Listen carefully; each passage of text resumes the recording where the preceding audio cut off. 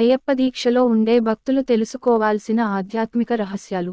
అయ్యప్ప దీక్షలోని భాగాలైన నల్లని వస్త్రధారణ, మాలధారణ, చన్నీటి స్నానం, విభూతి, చందనాలతో అలంకరించుకోవడం మొదలైన ఆచారాలన్నింటిలోనూ అనంతమైన ఆధ్యాత్మిక, ఆరోగ్య, వేదాంతపరమైన రహస్యాలున్నాయి. ఒంటిమీద భస్మధారణ ఈశ్వర సంకేతంగా భాసిస్తుంటే, నుదుటపై మెరిసే తిరునామం విష్ణుమూర్తిని స్తుతించేలా చేస్తుంది. ఈశ్వరునికి అత్యంత ప్రీతిపాత్రమైన కార్తీకమాసం దక్షిణాయనంలో ప్రారంభమయ్యే అయ్యప్ప పూజ, విష్ణువుకు ఇష్టమైన ఉత్తరాయణం, మార్గశిరంతో ముగుస్తుంది. అయ్యప్ప స్వామి వారి 18 మెట్లను పదునెట్టాంబడి అని అంటారు. ఈ 18 మెట్లలో ఒక్కో మెట్టుకు ఒక్కో దేవత ఉంటుంది. మోక్ష సామ్రాజ్య కైవసానికి ఈ మెట్లు ఉపకరణాలు అని శాస్త్రం. ఈ సోపానాలపై 18 మంది దేవతలను ఆవాహన చేశారు. 8 మంది దిక్పాలకులు, 4 వేదాలు, 2 శాస్త్రాలు, అవిద్య, విద్య, జ్ఞానం, అజ్ఞానం, యాస్టరిస్క్ అన్నీ కలిపి మొత్తం 18 మెట్లుగా ఇక్కడ ఉన్నాయి. వీటన్నింటిని దాటుకొని వెళితేనే జ్ఞానస్వరూపుడైన ఆ భగవంతుని దర్శనం సులభం అవుతుంది.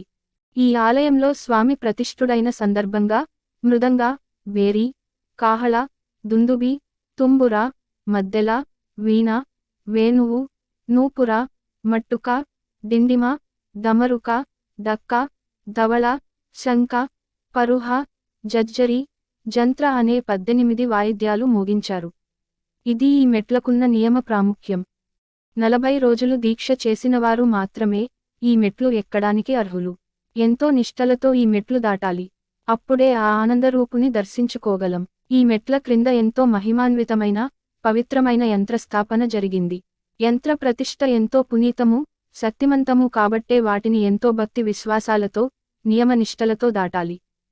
అయ్యప్ప దీక్షకు చన్నీటి స్నానం, భూశయనం, పాదచారులై నడవడం, ఒంటిపూట భోజనం, బ్రహ్మచర్యం, మద్యమాంసాదులు, మసాల దినుసులు వంటి తామస కారకాలైన పదార్థాలను త్యజించడం వంటి నియమాలు పాటించాలి.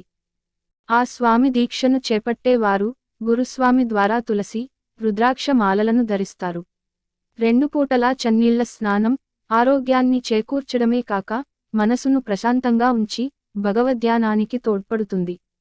తులసి, రుద్రాక్షలలోని స్వాభావిక ఔషధ గుణాలు అనారోగ్యానికి గురికాకుండా కాపాడుతాయి మరియు రక్తపోటు, మధుమేహం మొదలైన ఎన్నో రోగాల అదుపుకు ఉపకరిస్తాయి. దీక్షా సమయంలో పాటించే ఆహార నియమం శరీరాన్ని అదుపులో ఉంచి చెడు కోరికలను దూరం చేస్తుంది.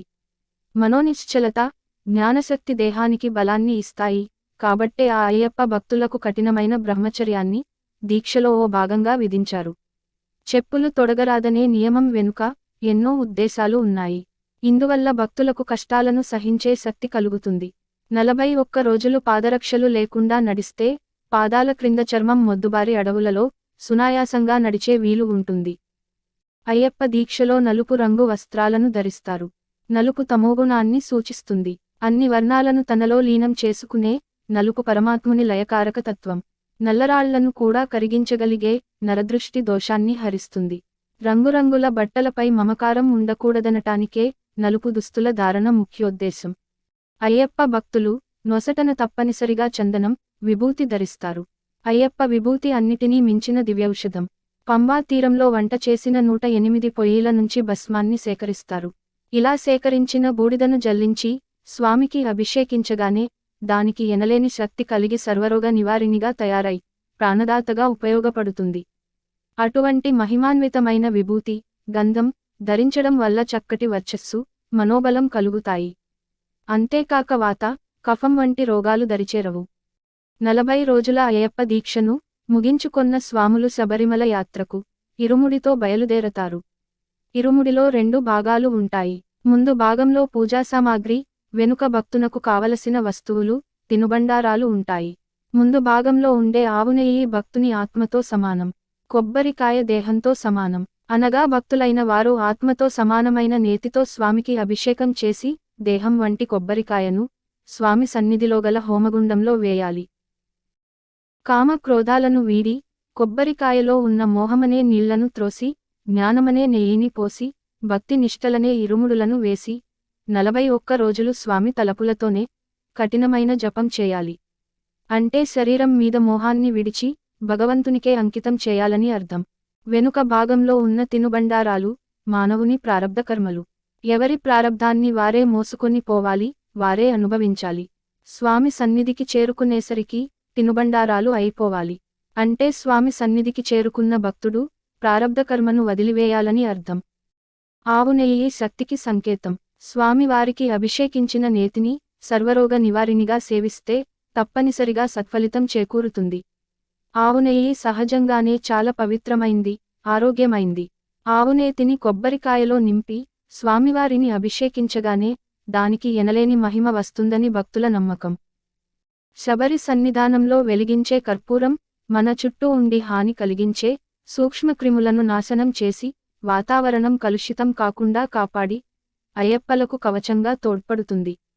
శబరిమల భక్తులకు ఏ వ్యాధులు సోకవు. వీరి నియమనిష్టలే వారిని సర్వరోగాల నుండి రక్షించి కాపాడుతాయి. ఎరుమేలి నుండి ఒంటిమీద ఆచ్ఛాదన లేకుండా ఇరుముడిని తలపై దాల్చి అడవుల్లో నడిచి వెళుతుంటే అక్కడ ఉండే ఎన్నో రకాల ఔషధ వృక్షాల నుంచి వచ్చే మలయ మారుతాలు శరీరాన్ని తాకి రోగనిరోధక శక్తిని కలిగిస్తాయి. అక్కడ పారే సెలయేళ్లు, అళుదానది, పంబానది కూడా ఎన్నో వనమూలికల మీదుగా ప్రవహించడం వల్ల వాటిలో స్నానం చేస్తే శరీర రుగ్మతలు తొలగుతాయి. యోగపట్టం ధరించిన దివ్యాసనాలతో ఉంటాడు అయ్యప్ప స్వామి. అన్ని యోగరహస్యాలు స్వామి మూర్తిలోనూ తత్సన్నిధి కోసం జీవుడు చేసే యాత్రలోనూ ప్రస్ఫుటమవుతాయి. పూర్ణ సంఖ్య అయిన 18 పరిపూర్ణతను సాధించిన జ్ఞానానికి సంకేతం. అటువంటి జ్ఞానాన్ని సాధించడమే 18 మెట్లు ఎక్కడం. మాల ధరించిన రోజు నుంచి భక్తులు ప్రతిరోజు 2 పూటలా స్వామిని అర్చించి 41 రోజులు అయ్యప్ప వ్రతదీక్షాపరులై నియమనిష్టలతో తలపై ఇరుముడిని ధరించి అడవిలో ప్రయాణించి శబరిమలై చేరుకుని అష్టాదశ సోపానాలు అధిరోహించి హరిహరపుత్రుని దర్శించి సాయుజ్యాన్ని పొందుతారు. స్వామియే శరణమయ్యప్ప.